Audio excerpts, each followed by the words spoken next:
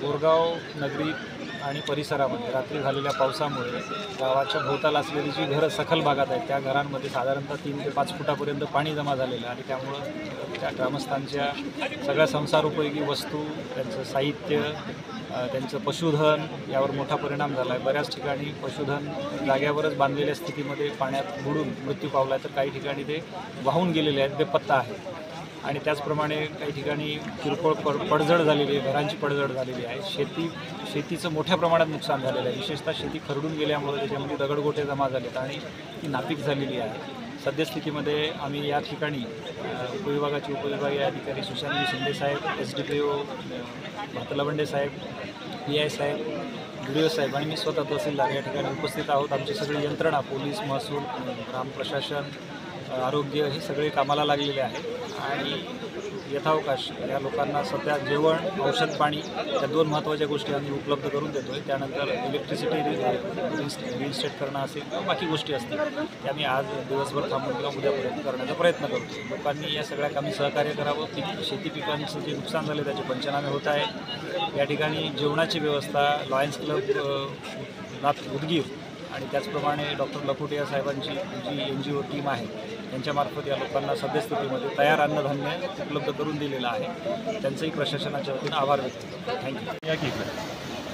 अचानक रात्री 2:30 वाजता ढगफुटी झाली आणि बोरगाव धडकणा ह्या गावातला सारा शिवार अक्षरशः मातीमुक्त झालेला आहे। शेतकऱ्यांच्या शेतातले शेड राहिले नाहीत। शेकडो जनावरं वाहून गेलेली आहेत।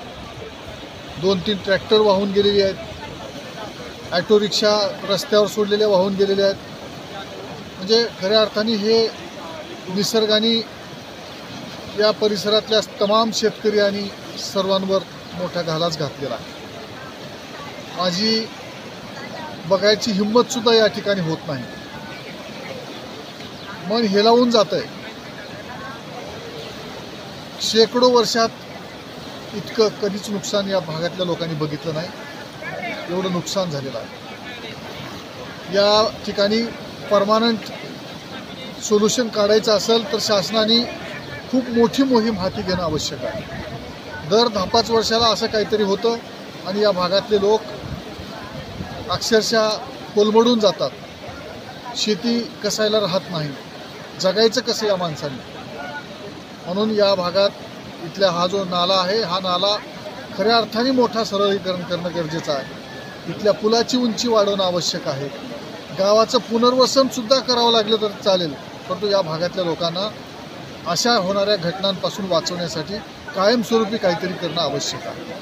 उदगीर तालुक्यातल्या धडकनाळ बोरगाव इथे प्रचंड असं नुकसान आपल्या शेतकऱ्यांच्या, इथल्या प्रत्येक गावकऱ्यांचं झालेलं आहे। ना भूतो ना भविष्याचं अशा पद्धतीचं नुकसान। खरं तर 2003 साली असाच प्रलय आला होता, पण इथले नागरिक शेतकरी सांगतात की त्यापेक्षाही भयावह परिस्थिती आपल्या धडकनाळ बोरगावमध्ये झालेली आहे। पूर्ण शेतीचं नुकसान झालेलं आहे। गावकऱ्यांच्या घरामध्ये पाणी घुसलेलं आहे। प्रचंड नुकसान झालेलं आहे। माननीय पालकमंत्र्याला, मुख्यमंत्री साहेबाला विनंती आहे की लवकरात लवकर पंचनामे करून आमच्या शेतकऱ्याला मदत द्यावी ही विनंती।